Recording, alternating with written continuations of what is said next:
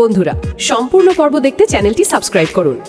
রেহানের মুখে কালি মাখানো, জামা কাপড় ছিঁড়ে গেছে, তবুও সে বারবার একটাই কথা বলছে, আমাকে 5 মিনিট সময় দিন, আমি প্রমাণ করে দেব আমি কোনো ভুল করিনি, আগে মা আর বাচ্চাটাকে বাঁচান। কিন্তু কেউ তার কথা শুনতে রাজি নয়। দীপ্তির পরিবারের লোকজন ক্ষোভে ফুঁসছে। তাদের বিশ্বাস রেহানের অবহেলার কারণেই এই ভয়ঙ্কর পরিস্থিতি তৈরি হয়েছে। অন্যদিকে হাসপাতালের এক কোণে দাঁড়িয়ে মধু সব কিছু দেখছিল। বাইরে থেকে সে কান্নার অভিনয় করলেও ভেতরে ভেতরে খুশিতে ভরে উঠছিল। তার পরিকল্পনা সফল হতে শুরু করেছে। সে মনে মনে বলল, রেহান, আজ সবাই তোকে ঘৃণা করবে, আজ থেকে তোর জীবনটা বদলে যাবে। কিন্তু সে জানতো না ভাগ্য তার জন্য অন্য কিছু লিখে রেখেছে। বাড়িতে তখন টিভির পর্দায় ব্রেকিং নিউজ চলছে। রেহান নার্সের ভুল চিকিৎসায় গর্ভস্থ সন্তানের মৃত্যু। খবরটা দেখেই কাকিমণি মুখে নকল দুঃখের ছাপ এনে বলল, আমি তো আগেই বলেছিলাম এত বড় দায়িত্ব ওর নেওয়া উচিত হয়নি। কিন্তু রূপাই টিভির দিকে তাকিয়ে দৃঢ় গলায় বলল, না, এটা মিথ্যে, নার্সবাবু এমন কাজ করতে পারেন না, কেউ ওনাকে ভাসাচ্ছে। প্রিয়া তখন রূপাইয়ের পাশে এসে দাঁড়ায়। সে বলে, আমারও তাই মনে হচ্ছে, পুরো ঘটনাটা খুব অদ্ভুত লাগছে। রূপাই তখন সিদ্ধান্ত নিয়ে ফেলে। সে বলে, আজই আমি হাসপাতাল যাব, সত্যিটা খুঁজে বের করব। হাসপাতালে পৌঁছে রূপাই প্রথমেই সেই নার্সের খোঁজ করে যে ঘটনার সময় ডিউটিতে ছিল।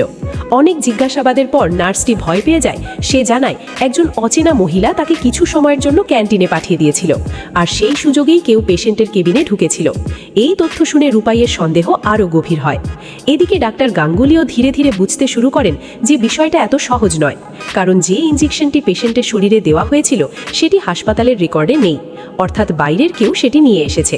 তিনি সুপারকে বলেন, এখানে বড় সড় ষড়যন্ত্র হয়েছে। রাতের দিকে রেহানকে একটি ছোট রুমে বসিয়ে রাখা হয়। অপমান, মারধর আর মিথ্যে অভিযোগে সে ভেঙে পড়লেও হাল ছাড়ে না। সে বারবার ভাবতে থাকে সেই ছোট চুলের মহিলার কথা। হঠাৎ তার মনে পড়ে যায় সিঁড়ির মোড়ে ধাক্কা খাওয়া সেই রহস্যময়ী নারী। তার চোখ বড় হয়ে যায়। মধু, সে ফিসফিস করে বলে ওঠে।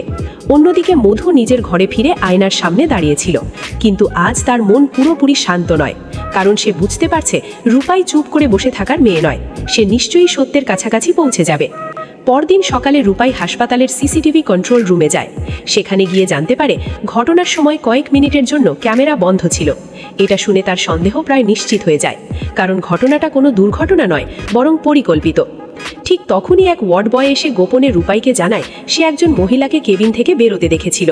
মহিলার হাতে ছিল একটি বিশেষ নীল পাথরের ব্রেসলেট। রূপাই চমকে ওঠে, কারণ একই ব্রেসলেট সে বহুবার মধুর হাতে দেখেছে।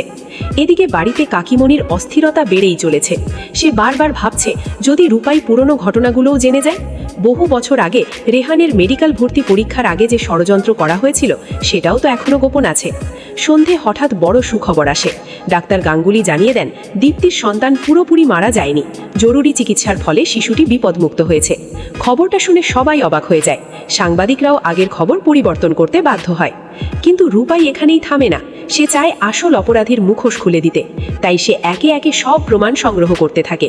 সেই নার্সের জবানবন্দি, ওয়ার্ড বয়ের বক্তব্য, ক্যামেরা বন্ধ থাকার রিপোর্ট, সবকিছু সে নিজের কাছে জমা করে।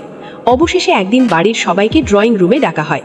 রেহান, প্রিয়া, কাকাই, মিশকা, কাকিমণি সবাই উপস্থিত।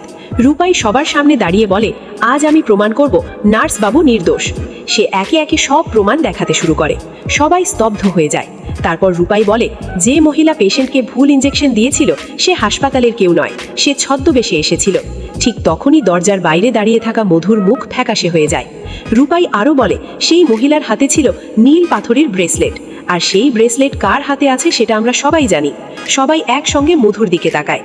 মধু প্রথমে অস্বীকার করলেও যখন নার্স আর ওয়ার্ড বয় সামনে এসে সত্যি কথা বলে তখন সে আর নিজেকে সামলাতে পারে না। কান্নায় ভেঙে পড়ে সে বলে, হ্যাঁ, আমি করেছি, কারণ আমি রেহানকে হারাতে পারিনি। ঘরে নেমে আসে নিস্তব্ধতা।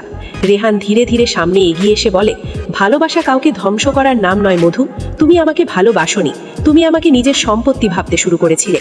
মধু মাথা নিচু করে দাঁড়িয়ে থাকে। ঠিক তখনই রূপাই আরেকটি ফাইল বের করে। সে বলে, আজ শুধু এই সত্যি নয়, আরও একটা সত্যি সামনে আসবে।